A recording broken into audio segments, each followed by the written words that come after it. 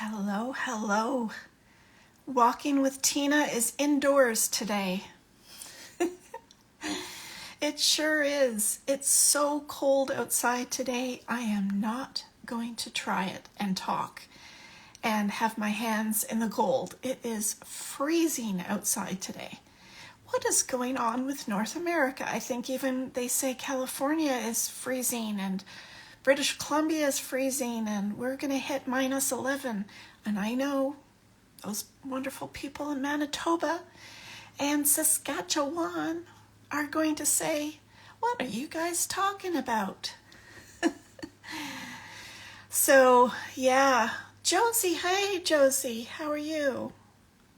Did you want to come on?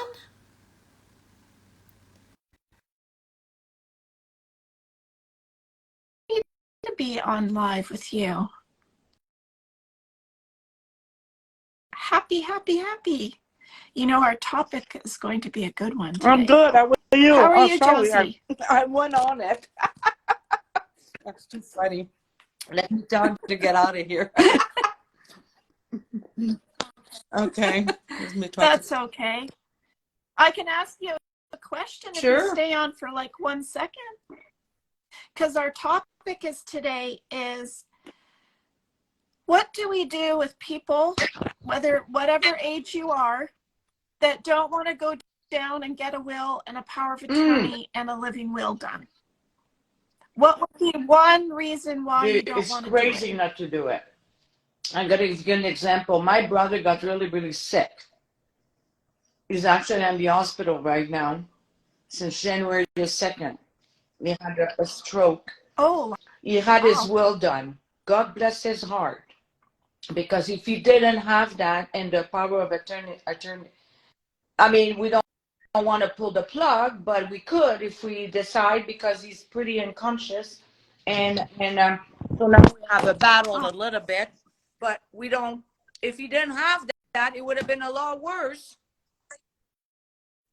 He did. And we went through the will, and now we know then he's actually, we can take care of things. We can get into his financial, we can do, you know what? It's so important. And it got to wake me up and say to myself, I need to do that power of attorney myself, because my kids are all gone. I'm a grandma now, but God forbid if anything happened. Right. Who wants to live? Yeah. And who doesn't have their own inside wishes, right? Everybody has whatever that they want. In bed and never eat again, never, change the diapers.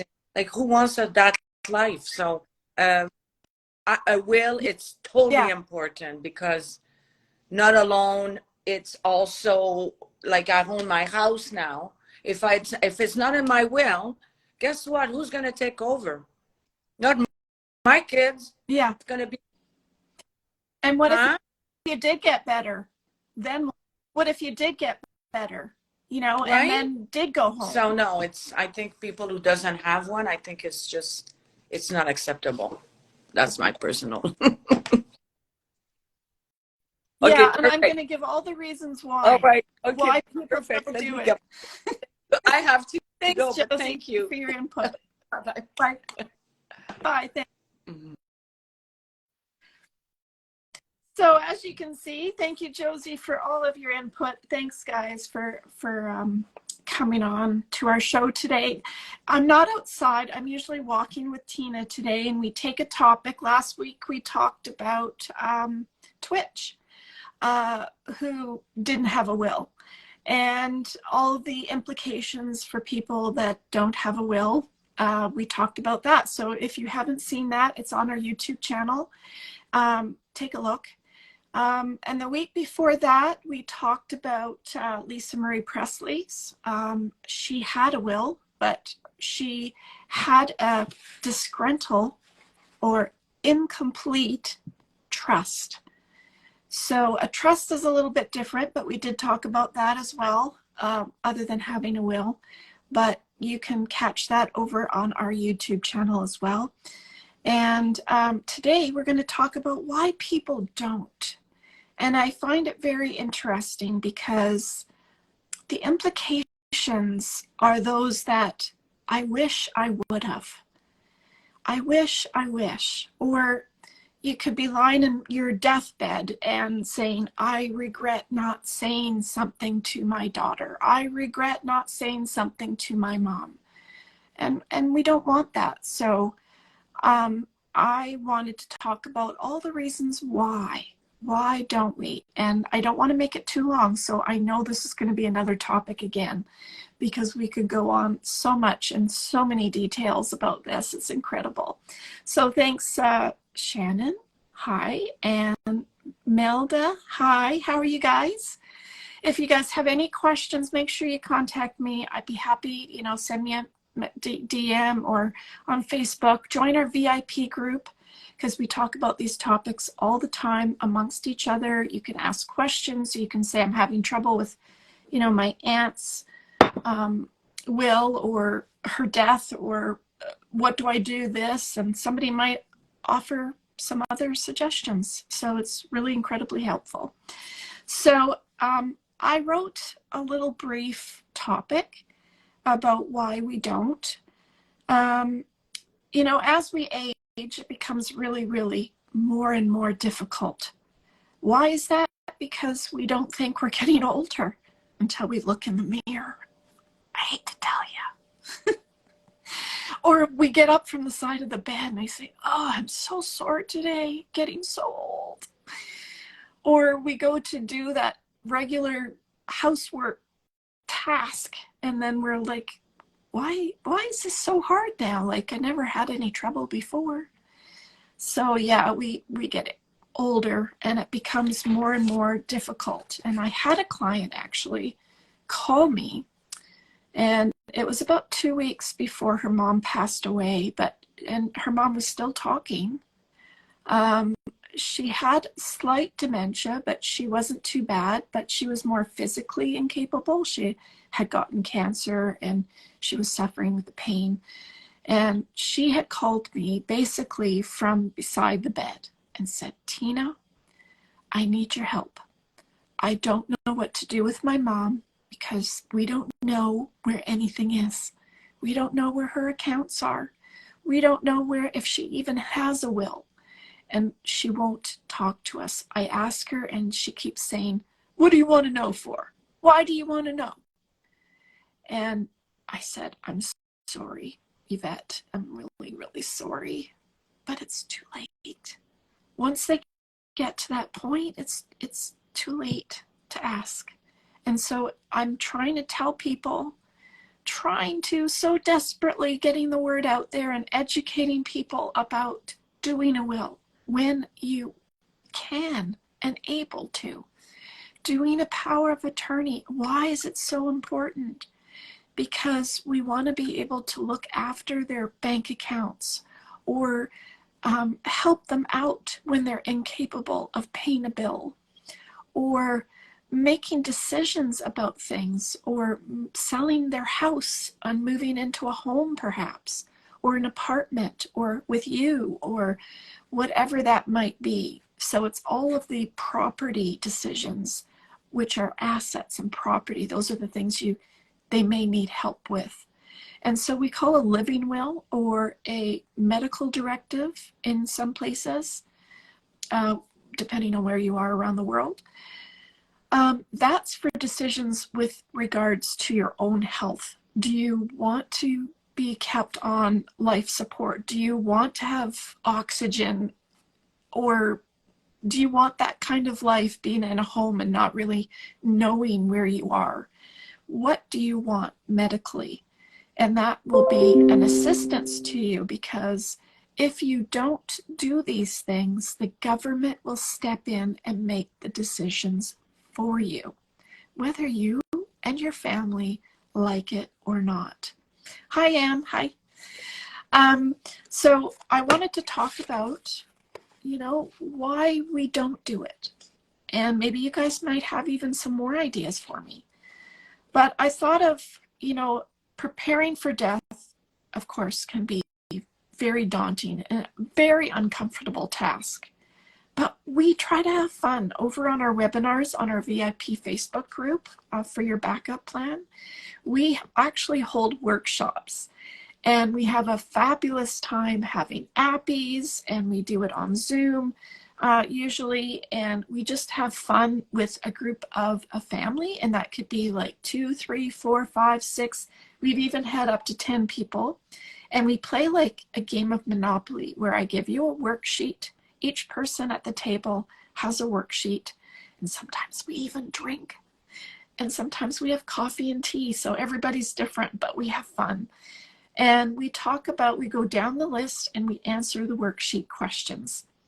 And we laugh because sometimes people have really funny answers. And so, at least we're not actually sitting in front of, say, your mom and saying, here's a worksheet, and I want us to answer these questions like right now before you're incapable of doing so. That type of thing. So that doesn't usually go over very well. And then the person keeps saying, why? Why do you want to know? Well, why is it important? Like, what do you want to take all my money? So that's where that difficulty comes in, when it's kind of one-on-one versus when you're in a group and you're having fun and each person is answering the questions however they wish, and we're jotting it down, and then we can put it away, and so we know that the documents are there and that's their answers. So, and it makes the whole uncomfortableness taken away of the picture. So many of us avoid discussing wills, power of attorneys, and end-of-life preferences like funerals and celebrations of life. And I've even had some people do an obituary for themselves even. That's super uncomfortable. But it's important to recognize the planning for death is not only necessary, but it also can provide peace of mind for ourselves as well as our loved ones. Because I don't think any of us want to leave our loved ones in a mess. And I think it's very uncomfortable. And even just knowing that you are going to be doing that is uncomfortable. One of the main reasons why we avoid preparing for death is because it forces us to confront our own mortality. And that is very true. But when we can do it when we're healthy and happy, it's 100% easier to do it. So I just want to make sure that I think it's uncomfortable enough talking about it when you're healthy, but once you get sick, it's too late because it really hits home, so to speak. It's difficult to think about our own passing and the possibility of leaving our loved ones behind. Yes. And I think it's the fear of dying too. Like, everyone has, depending on how they grew up and the religious beliefs of what happens when we die. So there's all these fears around dying. And I think that's another reason why we just are not comfortable about doing it. However, avoiding the topic altogether can lead to greater stress and anxiety for our loved ones once we do pass away. Yes, obviously. Another reason why we avoid preparing for death is that we may not know where to start. And that's why I created your backup plan app, because you just flick a switch at your fingertips and you can go down the list of items that you want to talk about. And today I'm going to talk about, today I'll do the section on where's my bills. And that's an easy one to do because it doesn't mean that you're going to die if you do that section. It just means that maybe you'd be in the hospital and you can't talk, or that you were in a car accident and you're stuck in ICU and you can't talk. Well, how does anybody pay your bills? How do they pay for your mortgage or your rent? How do they pay for your hydro or your water or your gas or any of those things, so that when you do come home, your house is still there? So that's why that section alone is a huge help, because at some point there might be a time when that's actually needed. So another reason why we prepare is we don't understand the legal process of creating a will and a power of attorney, or we may not know how to initiate conversations with our loved ones about our own end-of-life preferences. And I think everybody has kind of thought about what they would personally want, but a lot of times we don't talk about it. And that's where our podcast comes in. We're talking taboo with Tina, because these are all taboo subjects that we just want to at all, if we can possibly, avoid it. We can consult with a lawyer or a financial advisor to ensure our legal documents are in order, and we can speak with our loved ones about our end-of-life preferences in a loving and open way. And that's why I made sort of a game out of, let's have a family conversation and have some wine. Let's have some alcohol. Let's have some coffee and tea. Let's have some appies and just have fun and talk about all of these questions. And then maybe you can think of something else to do after it's all over and we've had a good laugh or two. I'm sure there's some funny people in the crowd that can absolutely make, some light of these difficult conversations. One of the most important things to consider when preparing for death is, of course, a will. And it's probably, I believe it's like 60% of everyone out there that doesn't have one. And I'm sure that there's some of us right now listening that don't have one. And so I urge you, please, if at all possible, to do a will, even if it means to go to the grocery store and buy a will kit and write it by hand and have it notarized, or have it recorded somewhere and give a copy to someone else so that it's not hidden. Because in one of my other Walking with Tina conversations we had was about a client who did a will by hand from the grocery store, and he had it in his apartment. But when he died of a heart attack, he wanted his stuff, all of his assets, his investments, and his property to go to his two nephews who always stopped by, who always helped him. He did not want to give it. He wasn't married. He did not want to give it to his two brothers and his sister. But guess what? They came into the apartment and they found the will and noticed that they weren't on it. So they ripped it up and they got all of his assets and his investments. So there is a plan, even though when you think you've written it out and you might have kept it in that top drawer, it's not good enough. Because you need to have other people. You need to have it on a platform like your backup plan where it's recorded where the will is and what does the will look like. Even if you don't have all the details of the will, just a picture of the top of the will so that people know there's a will. I know there's a will, but where is it? How many times have you ever had friends or family members saying that to you after someone passes? Without a will, our assets may be distributed according to the state laws, the provincial laws, or that country's laws of family law, which may not align with what our wishes are. By creating a will, we can ensure that our loved ones are provided for and that our assets are distributed in a way that reflects our own values and priorities. For example, with blended families, it gets very, very confusing because when there's a wife or even a common law spouse with an older man, guess what?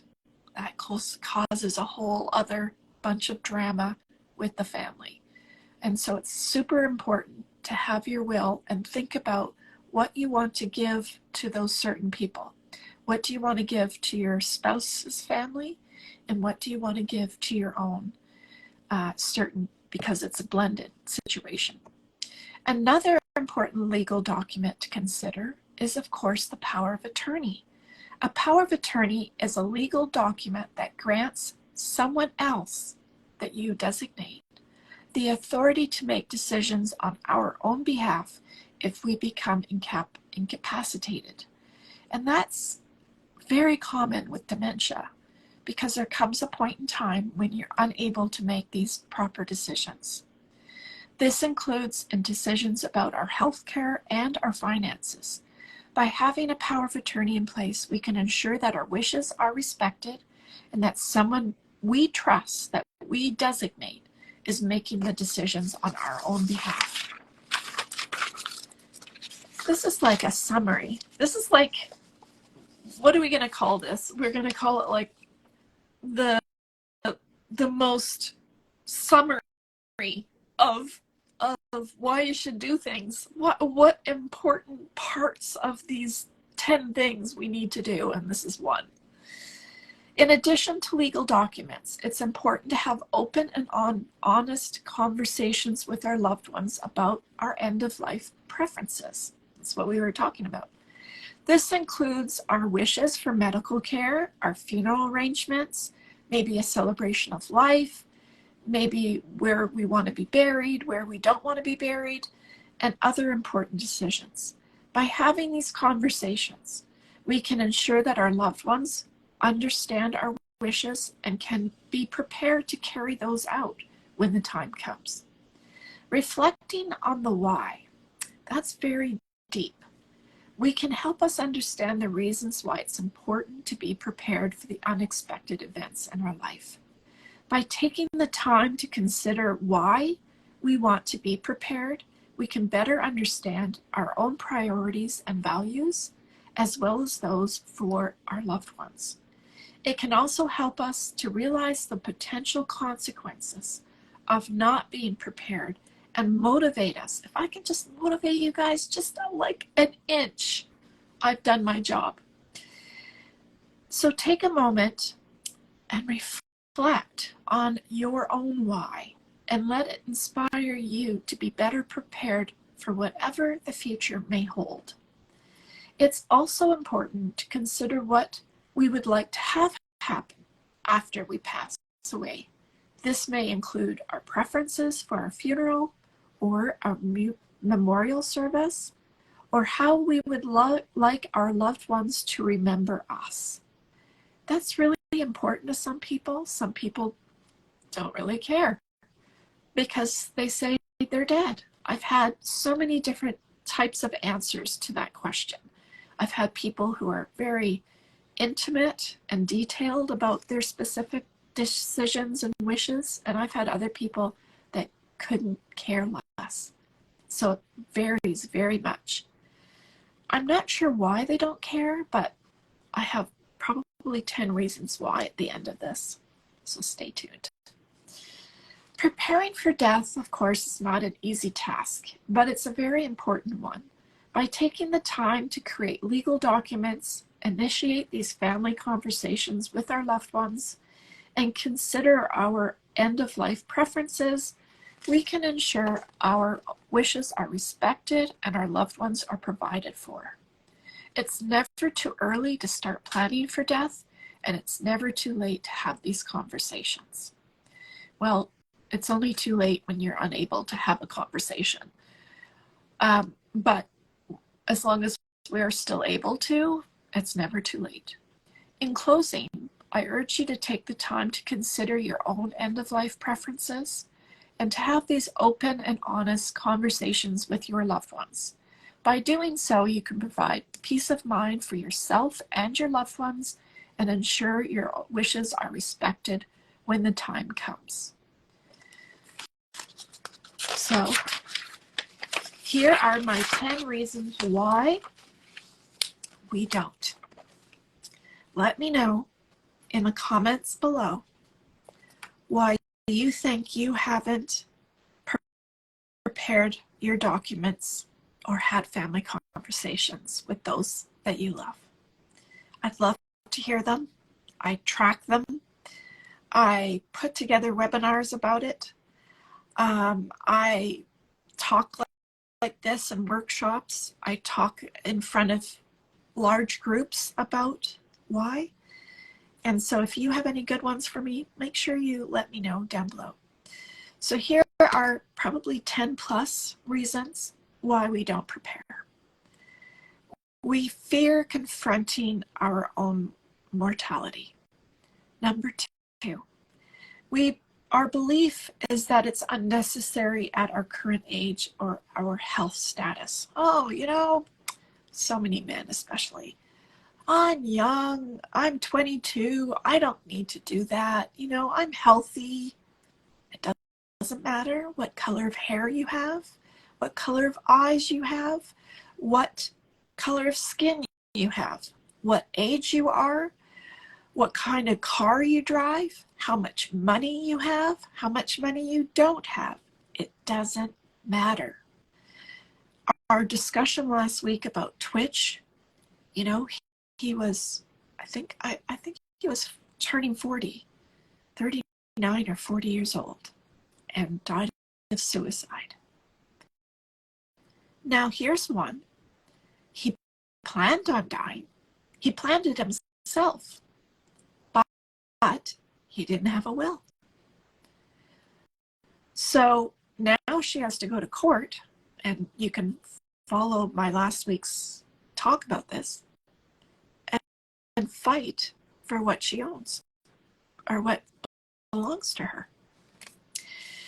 So number three, lack of knowledge about the process or about legal requirements. We don't really understand. We don't talk about it in school. We don't taught about it in school. We really, unless we're very close to other family members, we don't realize the importance.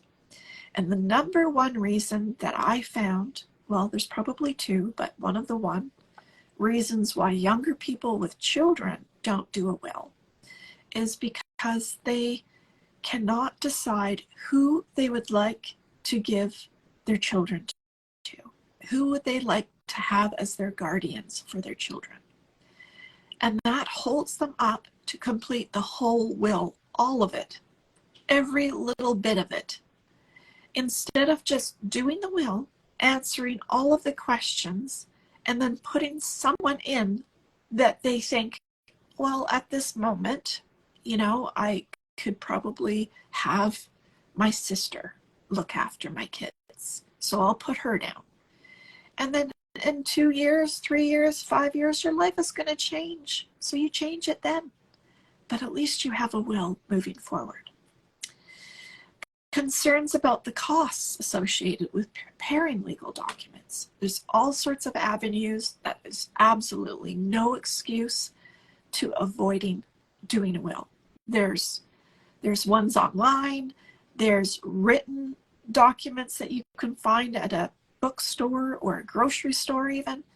There is going to a notary. There's going to a lawyer or an attorney. There's no reason why you can't have a will. There's also legal aid. There's a process with a law firm that you can have so much per month taken off, and you can prepare a will that way with a law firm. So there's no reason why you can't do it. Reluctance to discuss sensitive topics with family members. Well, isn't that a good one? And I think that's probably why Lisa Marie Presley's trust is getting questioned now. It's a very important one because we didn't have, you know, they didn't have this family conversation, obviously. They didn't have this talk with each other about their thoughts. Number 7, difficulty in making decisions about end-of-life care or distribution of assets. My mom helped me with this one because she doesn't want to have to think about her end of life. She doesn't want to think about dying, and she doesn't want to think about who she would give anything to. She just doesn't want to think about it. So I'm not sure how you can change that viewpoint, but in the Your Backup Plan app, when you take pictures of around your house and of items, let's say it's a piece of expensive artwork, and You've always thought, you know, I better take a picture of this because in case the house has a fire or a flood, I'm going to have a picture of my assets, my hobbies, my jewelry, whatever it is. And in the app, you can do that. And then you can also put, after you have this picture of this object, you can say, I'd really like to give that to my brother because he's always said he loves it. So it kind of alleviates part of that question because you are already in the system of taking pictures and looking at what you have or not have. Everybody has something that even might not even be costly, that's very, very important to someone. So it's important to, have that process. Belief that loved ones, number 8, belief that loved ones will automatically know and respect their wishes without documentation or conversations. That's going down a really scary road because around the family, I have seen it more often than I would like to, that brothers and sisters, aunts and uncles, family, friends, doesn't matter. They all have their own opinion. And in that opinion, they might be perfectly correct. But in the group of when something actually goes down, when that person passes away, it's an argument waiting to happen. So if you want to have a clear, concise viewpoint of what your wishes are, it's best to have those conversations and have it written in a document so that it's very, very cut and dry, very clear that this is what I wanted my brother to have and this is what I'd like my sister to have. Number 9, feeling uncomfortable discussing death and related topics with loved ones. Let's face it, none of us, even when we're very, very sick, even if we're in ICU, we don't want to talk about dying. We don't want to think that we're going to die. So talk about it when we're not. It's the best suggestion I have because it's so hard when we're actually very sick. Number 10, procrastination.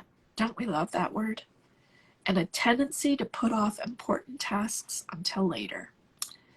My mom's a great one for this one. I'm just not feeling well. I can't do it right now. I don't feel good. I'll do it when I feel better. It's any excuse, really. I'll do it when I have more time. I'll do it after the summer break is over. I'll do it. We never do. We never do make time for that uncomfortable taboo thing that we don't want to talk about. So do it. Do it while it's not so uncomfortable, because believe me, it gets worse. When you're actually dying, it's the hardest thing that you can do because you don't want to think about that when you're actually very sick. And I've seen my clients like that.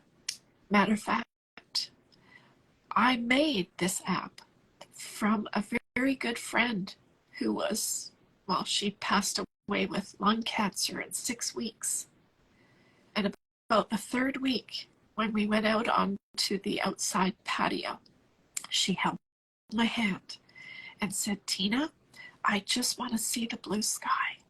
I want to hear the birds and I want to feel the breeze on my face. Do you think she wanted to talk about what she wanted done with her stuff at that point? Nope. Not one little ounce. It's too late. So I urge you to think about your own ideas. If you need help, you've got me here to help you. Take that offer. Do it for yourself. Do it for your loved ones, because it's time to do it when you're healthy and you're listening to me, not after.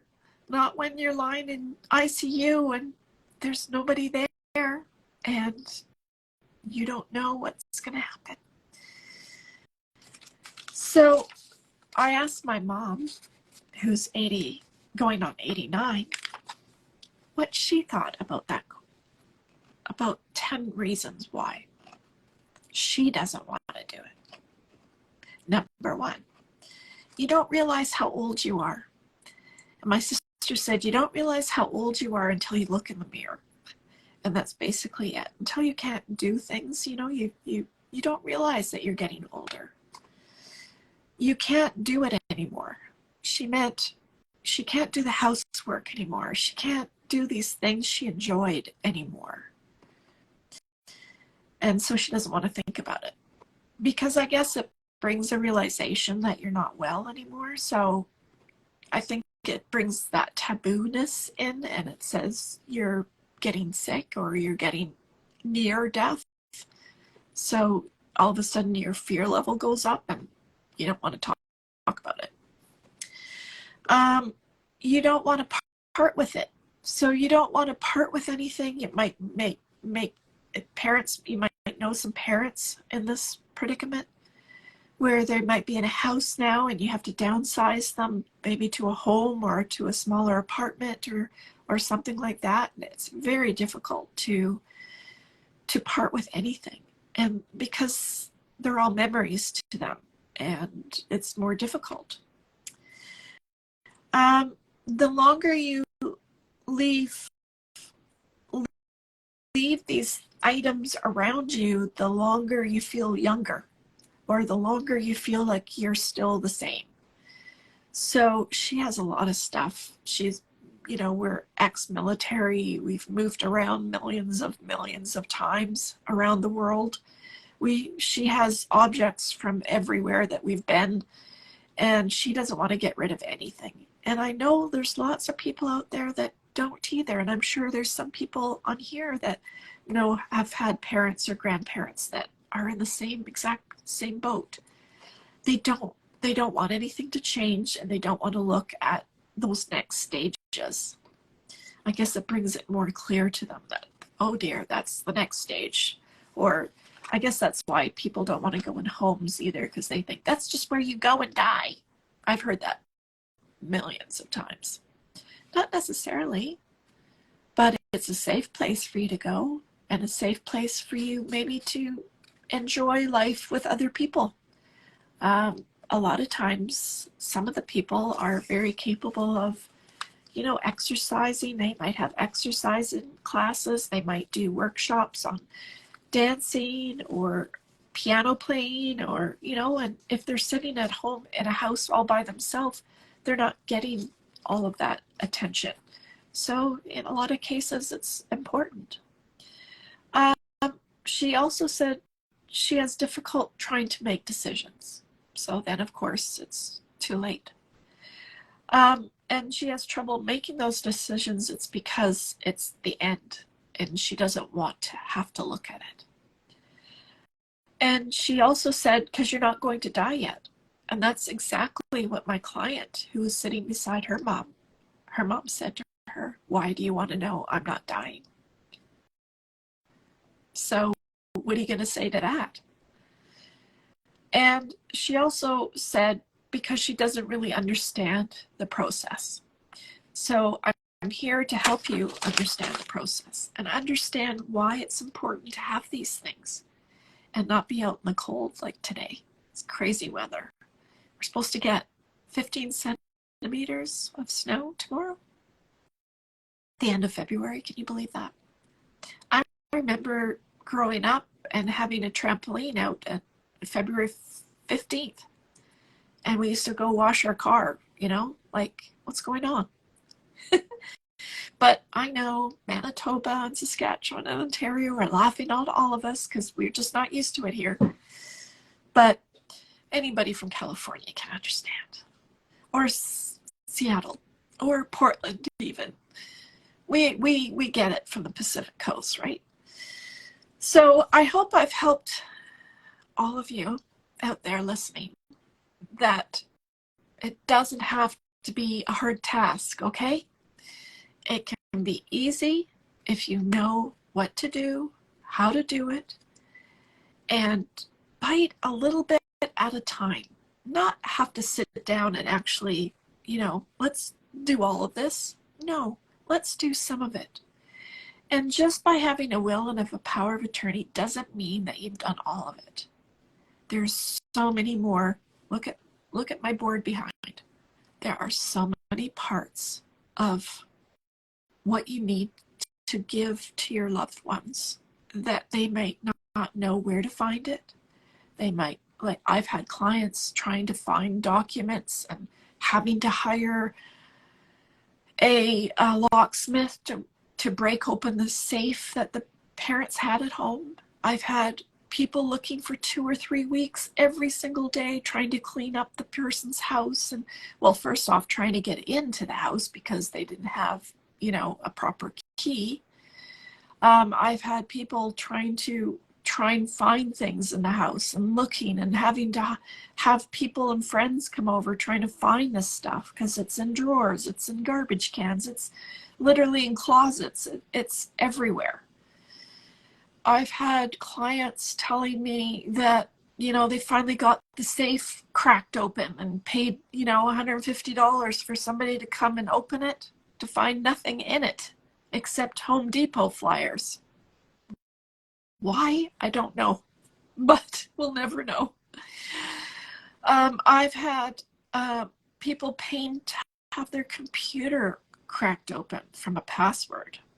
And the cost of that. I've had, your backup plan app can save you thousands and thousands of dollars by just going through it each month, every 6 months, whatever you choose, and doing a section and getting it done and having it just share with someone that you trust so that you know the ins and outs, but that other person will know where to go to find it and not be in darkness because they have pressure from, closing out the hydro bills and closing out the mortgages and closing out the bank accounts and all of this stuff, cars, selling the car, and maybe it's a lease, and oh my God, it just goes on and on and on. It's so very difficult. And so I hope, I don't want to take too long because you'll get bored with me. You'll never get bored with me. I talk too much. But I want you guys to feel safe and trust that your wishes will be able to be in one place and one safe place so that you can have someone next to you when you need it. Let's say you don't die. Let's say you end up, I've had clients who had family members in ICU for 3, 4, 5, 6 months with COVID. So it's nothing new. You could be in a car accident and be in ICU for a few months. You could be in a coma. You can have a family member. I had an Italian family, 7 brothers and sisters. The one who got injured in a car accident was in ICU for 6 months. And then he went into a recovery location in a hospital where they just looked after recovery and rehabilitation. And so he didn't come home. So the family, brothers and sisters, all argued about who was going to do what. Who was going to go to the house and look after this? Who was going to phone the people that he needed to phone? Who was going to close out or pay the bills until he was able to come home? Like, make these final decisions are so difficult when you're also fighting amongst each other. So it doesn't matter what happens to you with your backup plan. You could have a flood. You could lose your passport in another country. You could be in an earthquake like Turkey and Syria, where they lost everything, not just their paperwork, but all their items. But in your backup plan app, they would still have all their photographs for insurance purposes. As long as they were still alive. There was family members. The BC woman that came on the news a few weeks ago, said that she went to Turkey to help her family members out. She lost 16 family members. That was like the tsunami in Thailand many years ago, where family members were just wiped off the side of the earth with a tsunami. So it's really important to talk about these things before something happens. So, saying that, I hope all of you a blessed weekend, and I hope that all of you enjoyed what I talked about today. I hope I made a little bit of sense. And we're going to be continuing to do our 3 p.m. talks. Next week, we'll be choosing a celebrity and talking about their family estate feud. So stay tuned for the next one. We've already done Lisa Marie Presley. It's on our Instagram, our YouTube channel. And we've also done Twitch. I'm going to be looking at Aaron Carter, part of the Brothers of the Backstreet Boys. He had a messy family feud as well. There's many. It doesn't matter how much money you have or what celebrity status you have or not. It doesn't matter. It's just people don't think it's important. I'll do it when I have to. Kind of like income tax. We don't like doing that, but it feels so good to get it done and get money back especially. But it feels good to have it done. So I wish you all well. I wish you happiness and joy over the weekend. Until next week, lots of love to everybody. Bye.